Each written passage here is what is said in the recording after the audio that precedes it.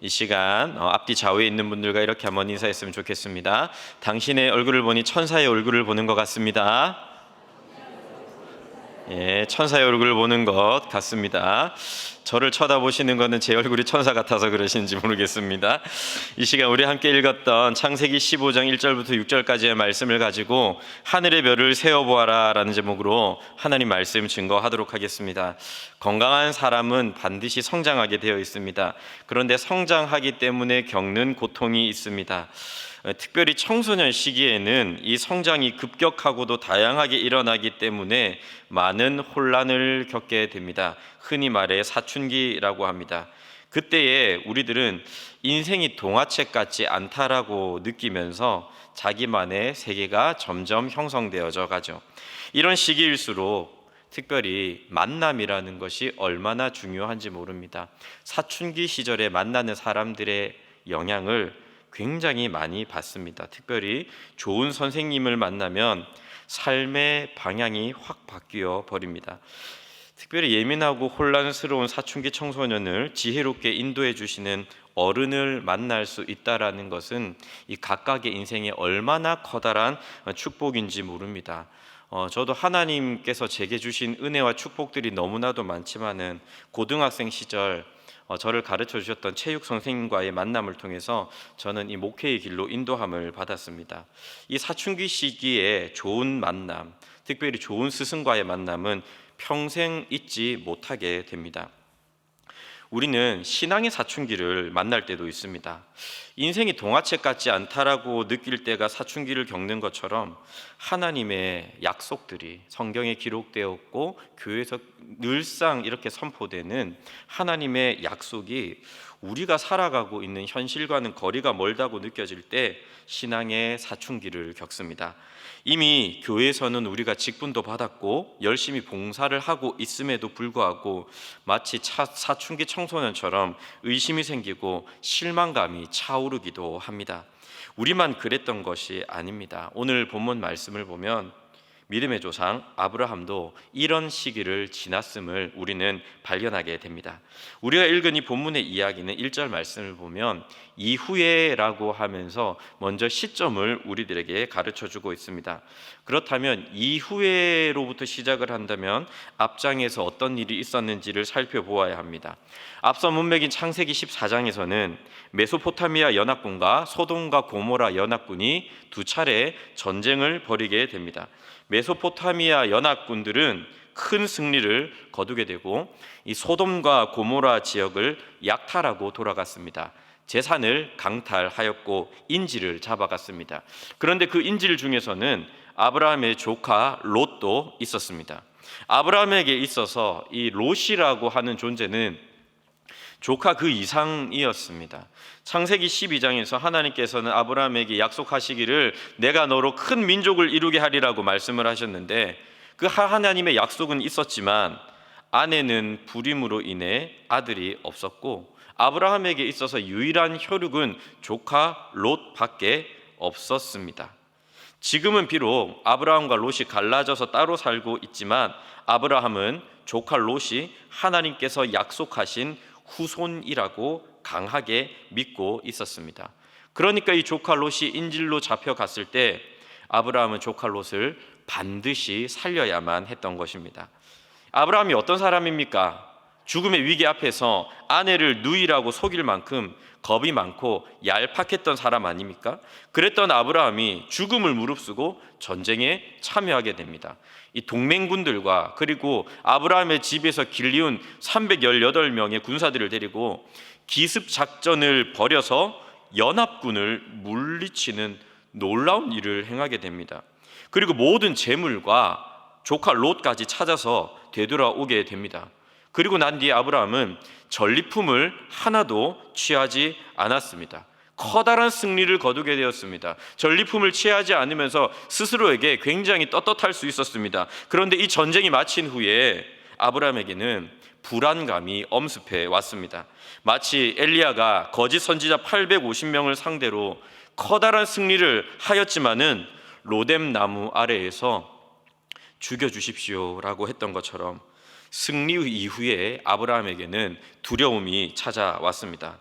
여러분, 두려움에 사로잡힌 사람은 어떻습니까? 두려움에 사로잡힌 사람은 굉장히 예민합니다. 또 예민한 사람은 어떻습니까? 생각이 매우 많습니다. 미래를 생각하면서 최악의 그림을 한번 그려봅니다. 그런 그림이 내 삶에 직면하게 되지 않을까 하며 불안해하고 과거를 떠올리면서 실망과 원망 속에 사로잡혀 버립니다. 아브라함이 지금 딱 그런 상태입니다. 혼란스러워하는 사춘기 청소년처럼 말입니다.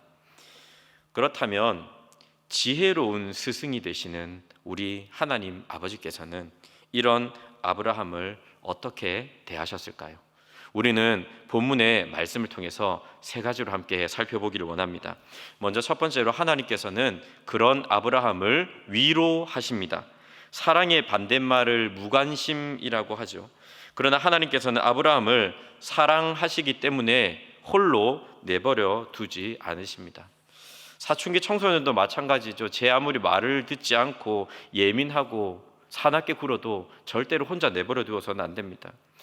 하나님께서는 아브라함에게 나타나셔서 1절 말씀에 자기를 이렇게 소개하십니다. 우리 본문 1절 한번 같이 읽도록 하겠습니다. 시작. 아브라함아 두려워하지 말라. 나는 내 방패요 너의 지극히 큰 상급이니라. 두려워하지 말라라고 하는 것은 아브라함이 두려워했다는 말이죠. 하나님께서는 아브라함의 마음을 정확하게 알고 계셨습니다. 무엇 때문에 두려워하는지, 얼마나 두려워하는지, 그리고 그의 마음을 어떻게 만지셔야 할지 알고 계셨습니다. 아시는 것을 넘어서 이 아브라함을 위로하시는 것을 보게 됩니다. 이 시간 기도의 자리에 나온 저와 여러분들도 마찬가지입니다. 하나님께서는 우리들의 마음 깊은 것까지 아십니다. 우리들의 두려움도 아시고요, 우리들의 염려도 아시고요, 우리들의 한계도 주님께서는 분명히 알고 계십니다. 그런데 알고 계실 뿐만이 아니라 이 시간에도 말씀을 통해 우리를 찾아오시사 우리를 위로하시는 줄로 믿습니다. 이어서 하나님께서는 아브라함에게 나는 너의 방패다라고 말씀하십니다. 아브라함은 적군이 언제 다시 기습해 올지 모르는 긴장감 속에서 마음을 졸이며 살아야 했습니다. 만일 이 메소포타미아 연합군과 다시 한번 전쟁을 벌이게 된다면 아브라함이 이길 가능성은 희박했기 때문입니다. 이런 전쟁의 위협, 기습의 공포로부터 아브라함은 자신을 지켜줄 보호막이 필요했습니다. 종종 우리도 그런 생각을 하게 됩니다. 무언가를 시도하거나 그저 하루하루 살아가는 것이 벅차고 두렵고 겁이 납니다. 누군가가 나를 좀 지켜주었으면 좋겠고 보호해 주었으면 좋겠다라는 마음이 간절할 때가 있지 않습니까? 미래의 불안감으로부터 평안하게 우리를 지켜줄 그 강력한 힘이 필요하지 않습니까? 아브라함은 1절 이 본문을 지나는 시기에 그런 존재가 자신에게는 없다고 생각하였습니다. 그런데 하나님께서는 뭐라고 말씀하십니까? 내가 너의 방패다. 내가 너의 보호자이다. 내가 바로 너의 그 보호막이다 라고 말씀을 하시는 겁니다. 방패라는 말은 군사 용어입니다. 강력한 군사로부터 자신을 지켜주는 분이 하나님 당신이라 말씀하시는 겁니다. 이미 승리한 전쟁도 사실상 아브라함이 전술을 잘 짜서 전투력이 막강해서 이긴 것이 아닙니다. 하나님께서 아브라함의 방패가 되셨기 때문에 그 어려운 전쟁도 감당할 수 있었던 것입니다. 하나님은 지금도 우리의 방패가 되시고 과거에도 우리의 방패이셨습니다. 어제나 오늘이나 변함없이 우리를 지키고 보호해 주시는 분이 우리가 믿는 여호와 하나님이신 줄로 믿으시기를 바랍니다. 그리고 하나님은 지극히 큰 상급이라고 말씀하십니다. 여기서 상급이다라는 말은 히브리어로 사카르라고 하는데 보상, 급여, 월급 같은 것을 뜻하는 것입니다. 힘겨운 전쟁을 마치고 거두어 들인 것이 아브라함에게는 아무것도 없었습니다. 앞서 말씀드렸던 것처럼 사실 아브라함은 전리품을 챙겨서 부자가 되어 보려는 그런 욕심은 없었습니다. 딱 한 가지 가져오고 싶은 것이 있었는데 그것은 바로 조카 롯이었습니다. 조카 롯이 돌아오기만을 간절히 바랬습니다. 그래서 목숨을 걸고 그를 살려주었지만 롯은 다시 소돔으로 떠나버렸습니다. 아브라함의 간절한 계획은 실패로 돌아가 버렸습니다. 마치 빈 그물을 끌어올리는 어부처럼 이제 아브라함의 손에는 아무것도 남은 것이 없습니다. 마치 빈털터리처럼 보였고 아무것도 가진 것이 없는 처량한 신세처럼 보이는 게 아브라함의 모습이었습니다. 그런데 하나님 뭐라 말씀하십니까? 하나님께서 그의 지극히 큰 상급이 되신다라고 말씀을 하시는 겁니다. 하나님이 아브라함에게 재물을 주시는 것도 아니었고, 하나님이 아브라함에게 그가 그토록 원했던 사람을 보내주시는 것은 아니었지만, 하나님 무엇을 주셨습니까? 하나님 자신을 내어주셨습니다. 무엇이 더 필요하겠습니까? 모든 것을 아시고 모든 것을 다스리시는 그 하나님이 바로 우리의 지극히 큰 상급이 되시는데 말입니다. 하나님은 우리의 생각보다도 우리를 너무나도 잘 알고 계십니다. 그렇기 때문에 떡을 달라고 하는 자녀에게 돌을 주지 않으십니다. 가장 좋은 것으로 주시는 분이 바로 하나님이십니다. 그런데 우리는 어떻습니까? 하나님께서 우리들에게 만 가지 은혜를 주셨습니다. 정말 세어보면 만 가지 훨씬 그 이상이 될 겁니다. 만 가지 은혜를 하나님께서 우리들에게 베풀어 주셨음에도 불구하고 우리는 감사하지 못하고, 내 마음에 들지 않는 한 가지 일 때문에 절망에 그저 빠져버리는 것이, 하나님 안 보인다, 하나님 없다, 안 믿겨진다 라고 불신의 말을 내뱉는 것이 바로 우리 같은 인간입니다. 미래를 한번 생각해 봅니다. 미래를 생각하며 장래에 하나님께서 우리들에게 베풀어 주실 은혜와 복들을 기억하며 감사하고 기대하는 것이 아니라, 재난이 올까, 가난이 올까, 고난이 올까 그저 불안해합니다. 과거를 생각해 봅니다. 과거에 내게 베풀어 주셨던 그 에베네셀의 하나님의 은혜와 은총을 기억하지는 못하고, 과거에 겪은 이 상처와 쓴뿌리가 올라와 여전히 패배의식에 사로잡혀 있습니다. 미래를 불안해하고 과거에 대한 패배의식에 사로잡혀 있는 사람은 결국 혼자만의 세상에 갇혀버립니다. 그래서 혼자 생각하고 혼자 판단하고 혼자 외로이 살아갑니다. 그런데 그럴 때마다 하나님의 은혜가 무엇인 줄 아십니까? 우리에게 꼭 필요한 말씀으로 다가오신다라고 하는 것입니다. 우리가 때때로는 혼자만의 세계에 갇혀서 혼자서 생각하고 혼자서 괴로워하고 혼자서 고통스러워할 때, 하나님께서는 우리들에게 꼭 필요한 말씀의 은총을 부어 주시는 겁니다. 지금 이 시간 저와 여러분들에게는 하나님께서 말씀하십니다. 사랑하는 아들아, 두려워하지 마라. 나는 내 방패요 너의 지극히 큰 상급이니라. 이 말씀을 붙드는 자는 하나님의 위로를 경험하게 될 것입니다. 두려워하지 마라. 내가 너의 방패야. 너의 지극히 큰 상급이야. 아무것도 무서워할 거 없어라고 말씀하시는 그 하나님의 음성이 우리들의 기전에 들리기를 소망합니다. 두 번째로, 하나님께서는 아브라함에게 약속하셨습니다. 하나님의 위로하심에도 불구하고 아브라함의 마음속에는 여전히 울분이 남아 있었습니다.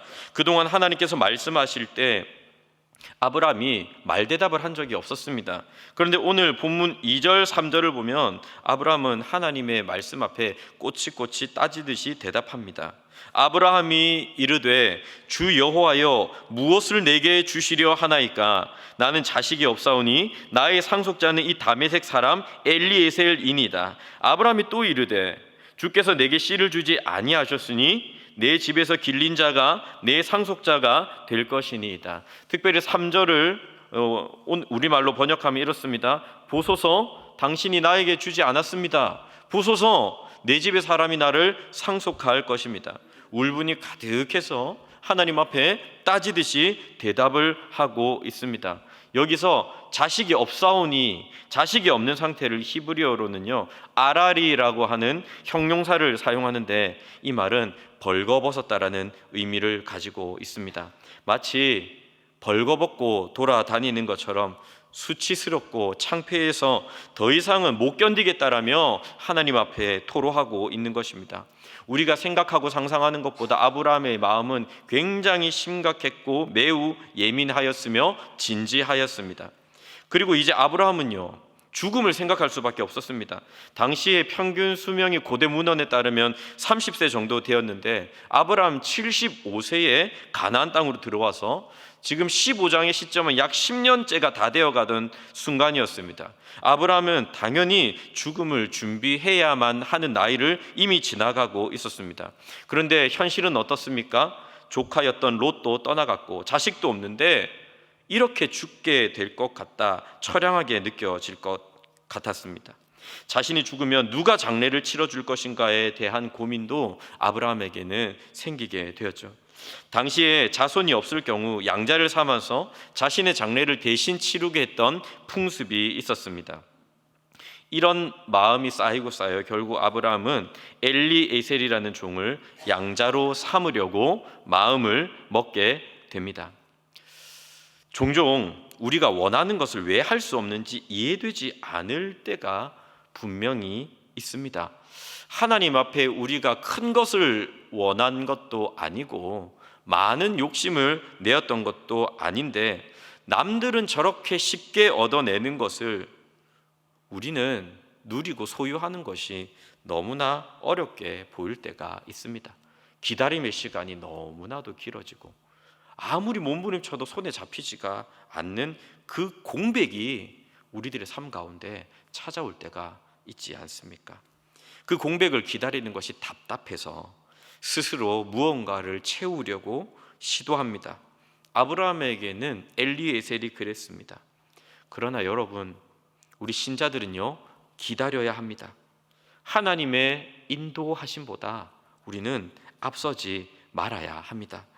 그렇다고 해서 아브라함이 하나님에 대한 마음을 아예 단념한 것 아닙니다. 오늘 본문 2절과 3절을 보면 아브라함이 하나님을 무엇이라고 부르냐면 주 여호와여라고 부르고 있습니다. 여기서 주라는 말은 아도나이라는 히브리어를 쓰는데 이 본문에서 처음 사용되었습니다. 마음속에 불안과 실망 그리고 의심이 가득합니다. 그러나 여전히 하나님의 주되심을 고백하고 있습니다. 여전히 지푸라기 같은 소망을 하나님께 두고 있습니다. 이렇듯 이 믿음과 의심 사이에서 표류하고 있던 아브라함에게 하나님께서는 약속의 말씀을 주십니다. 4절 말씀 한번 같이 읽도록 하겠습니다. 우리 4절 말씀입니다. 시작. 여호와의 말씀이 그에게 임하여 이르시되 그 사람이 내 상속자가 아니라 내 몸에서 날 자가 내 상속자가 되리라 하시고. 아멘. 아브라함에게 들어봐. 그게 아니야. 지금 너가 생각하고 있는 그것이 아니라 조카도 아니고 하인도 아니고 너의 아들이 상속자가 될 거야 라고 하나님께서 말씀하시는 겁니다.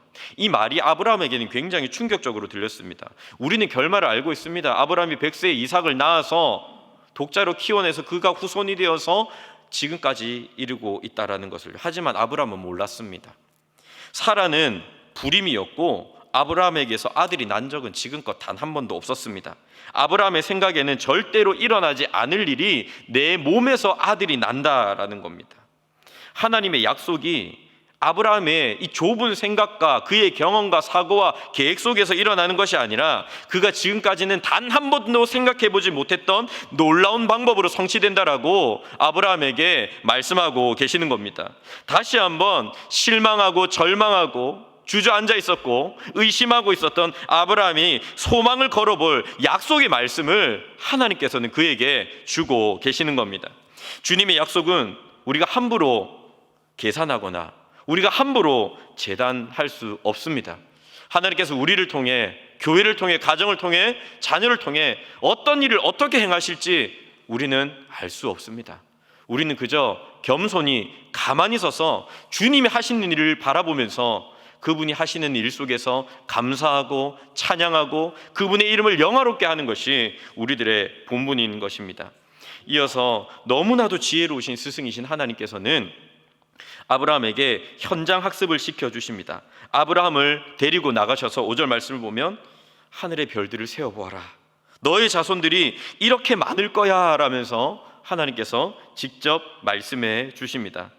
당시의 하늘은 요즘 같지 않습니다. 여러분들 기도회를 오시면서 하늘을 보셨겠지만 별이 거의 보이지 않으셨을 겁니다. 그런데 당시의 하늘은 여러분 은하수 같은 것을 상상해 보시면 좋겠습니다. 은하수가 잔뜩 쏟아집니다. 하나님께서 거기를 데리고 가셔서 아브라함에게 저 하늘의 별들을 한번 세어보아라 라고 말씀을 하십니다. 아브라함이 이 별들을 과연 셀 수 있었을까요? 셀 수 없습니다. 너무 많습니다. 너무 아름답습니다. 너무 영롱합니다. 그렇게 별을 세어 보면서 이 별 하나도 셀 수 없는 자신의 자금을 깨닫게 되었을 겁니다. 그리고 생각하게 되었겠죠. 이 별을 말씀으로 지으시고 운행하시는 그 하나님의 지혜와 하나님의 탁월함에 아브라함은 매료되었을 것입니다. 어느새 이 불안과 실망이 가득했던 그의 마음은 하나님을 향한 경외심으로 가득 채워지기 시작합니다. 하나님의 부르심이라고 하는 복음송에는 이런 가사가 있습니다. 나중에 부를 텐데요. 날 부르신 뜻 내 생각보다 크고 나를 향한 계획 나의 지혜로 측량 못하나 가장 좋은 길로 가장 완전한 길로 오늘도 날 이끄심 믿네. 하늘의 별을 세어보며 하나님의 지혜와 은혜에 감화되었던 아브라함의 마음속에는 이런 찬양의 고백들이 다시금 회복되지 않았을까요? 마지막 세 번째로 하나님께서는 아브라함에게 믿음을 주십니다.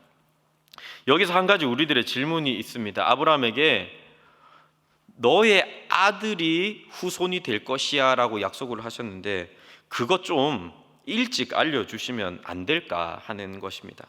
75세가 되어서야 그를 부르시고 약 10년이 다 되는 그 시점에서야 나의 아들이 생길 것이라는 말씀이 참 좋긴 하지만 너무 더디게 느껴집니다. 왜 이스라엘 백성들은 광야를 40년 동안이나 돌아야만 했을까요? 왜 우리의 길은요 일직선이지 않고 자꾸만 구부정하게 여기 왔다 저기 왔다 하는 겁니까? 하나님께서 왜 우리 앞길 결국은 알려주실 거면서 왜 미리 가르쳐주지 않으십니까? 가끔씩은 답답하고 또 그것을 넘어서 속이 터질 것 같을 때도 있습니다. 그러나 미리 알려주시면 갖지 못할 선물이 있습니다. 우리 6절 말씀입니다. 6절 같이 읽겠습니다. 시작. 아브라함이 여호와를 믿으니 여호와께서 이를 그의 의로 여기시고. 우리가 미리 알려주시면 갖지 못할 선물이 무엇입니까? 믿음입니다. 6절에서 믿음이라는 단어가 성경에서 처음으로 등장하게 됩니다. 하나님께서는 아브라함의 그 믿음을 인정하셨습니다. 비록 많은 시간이 걸렸습니다마는 하나님께서 정말 아브라함에게 만들어내고 싶어 하셨던 것은 바로 이 믿음이었습니다. 우리를 향하신 하나님의 가장 큰 관심도 다른 게 아닙니다. 믿음입니다. 하나님께서 마음만 먹으면 왜 아들을 못 주시겠습니까?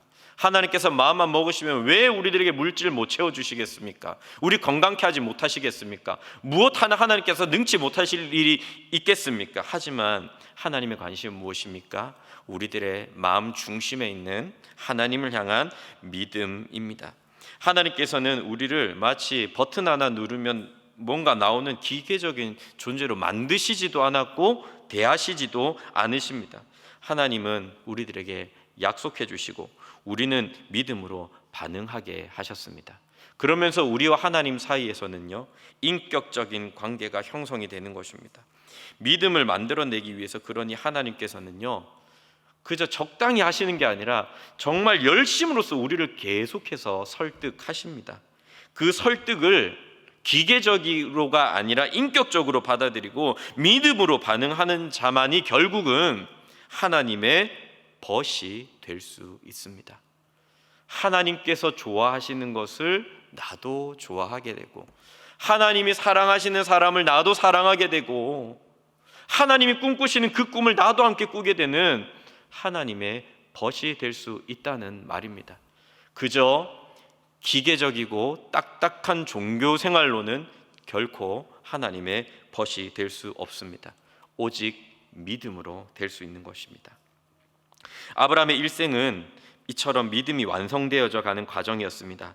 창세기 12장에서 하나님의 부르심으로 시작된 이 아브라함의 신앙 여정에는 우여곡절이 너무나도 많았습니다. 기근을 만나서 먹고 사는 문제 앞에 무너지기도 했습니다. 하나님께서 약속하신 땅인 이 가나안 땅을 포기하고 애굽으로 내려가 버립니다. 반대로 재물이 너무 풍족해지니까 아끼고 사랑했던 롯이 소돔으로 떠나 버립니다. 위험에 빠진 그를 살려줬지만 또 배신당하고 맙니다. 죽을 때를 생각하고 두려워하면서 양자를 삼고 노후를 준비하는 아주 인간적인 방법을 써보기도 합니다. 그런데 그럴 때마다 하나님은 아브라함을 어떻게 대하십니까? 그를 그저 내버려 두지 않으십니다. 끊임없이 그를 붙드시고 그를 계속해서 설득하셨습니다. 이런저런 삶의 굴곡을 통하여서 아브라함의 믿음은 점점 뚜렷해져 가는데요, 창세기 12장에서 감격적인 부르심으로 시작된 아브라함의 그 불완전한 믿음은 결국 창세기 22장에서 독자 이삭을 바치는 모습을 통해서 그 절정을 이루게 되는 것을 우리는 보게 됩니다. 사랑하는 성도 여러분, 우리도 마찬가지입니다. 신자의 일생은요, 성공을 위한 길이 아닙니다. 신앙의 여정입니다. 저마다 다른 모양으로 이 길이 시작되었습니다. 그 길을 가는 과정도 시작만큼이나 다양합니다. 누가 맞고 누가 틀리다며 우리들이 그 걸음걸음 하나하나 획일화 시킬 수는 없는 길입니다. 그러나 우리는 그 길 속에서 우리들의 인생이 얼마나 화려했는가에 관심을 가지지만 하나님께서는 그런 것에 관심 없습니다. 하나님께서는 우리들의 믿음에 관심을 두고 계십니다. 이 신앙의 여정을 통해서 하나님께서는 결국 우리를 믿음의 사람으로 빚어 나가시는 것입니다. 우리의 걸음이 주께 있다라는 것은 주께서 우리를 하여금 믿음의 사람으로 만들어 가시는 그 신앙의 여정에 우리가 동참하고 순종하며 따르는 것을 말합니다. 그런즉 하나님께서 무엇을 기뻐하십니까? 히브리서 11장 6절입니다. 히브리서 11장 6절 우리 함께 읽도록 하겠습니다. 시작. 믿음이 없이는 하나님을 기쁘시게 하지 못하나니 하나님께 나아가는 자는 반드시 그가 계신 것과 또한 그가 자기를 찾는 자들에게 상 주시는 이심을 믿어야 할지니라. 무엇이 하나님을 기쁘시게 합니까? 우리들의 믿음입니다. 사랑하는 여러분, 그런데 우리들의 믿음이 연약해지면 미래에 대한 불안이 우리를 긴장하게 만들어 버립니다. 과거에 대한 실망이 우리를 매우 경직되게 합니다. 그러나 그때가 바로 하나님을 만날 때입니다. 이 시간 우리 1절 말씀처럼 우리의 방패가 되시고 지극히 큰 상급이 되시는 하나님의 위로가 우리들의 심령에 임하기를 소망합니다. 현실을 생각하면서 의심이 생기고 울분이 터져나온 그 순간에도 하나님께서 말씀하십니다. 하늘의 별을 세워보아라. 그 하나님의 한량없는 은혜와 또 우리가 측량할 수 없는 그 지혜로 우리들의 삶을 빚으시고 인도하시는 하나님의 약속이 우리들의 마음에 새겨지기를 바랍니다. 그 말씀이 우리를 설득하여서 결국 믿음이라는 보배로운 열매를 맺게 할 것입니다. 그러니 우리는 교회에서도 세상에서나 믿음으로 일관성 있게 살아갑시다. 이해되지 않는 순간에도 믿음으로 순종합시다. 형통한 순간에도 믿음으로 감사합시다. 그래서 우리 울산교회가 믿음의 사람들로 세워지는 믿음의 공동체가 되기를 예수님의 이름으로 축복합니다.